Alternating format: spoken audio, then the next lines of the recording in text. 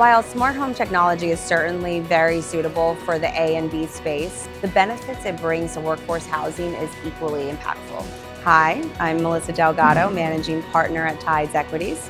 Tides is a private equity firm that owns and operates a sizable portfolio of multifamily workforce housing. Centralization is a major focus in multifamily, and I'm a strong believer that this is the direction that our industry is heading.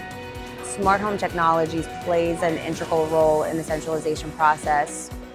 I do believe that iApartments is an ideal solution for operators looking to shift to a more centralized model with their existing portfolio. The ease of implementation and the user-friendly interface makes it a seamless fit for operators. I've personally been researching and conducting due diligence on smart home technologies for years, well before I joined Tides. There's a lot of companies in this space, but after extensive comparisons, iApartments stood out as the best fit for our portfolio. Well, I'd rate it a 10 out of 10. Out of all the technology-related implementations I've been a part of, this was by far one of the easiest.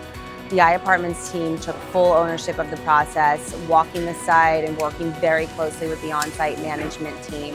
The rollout itself was executed without any major issues, which was one of the best aspects of working with iApartments.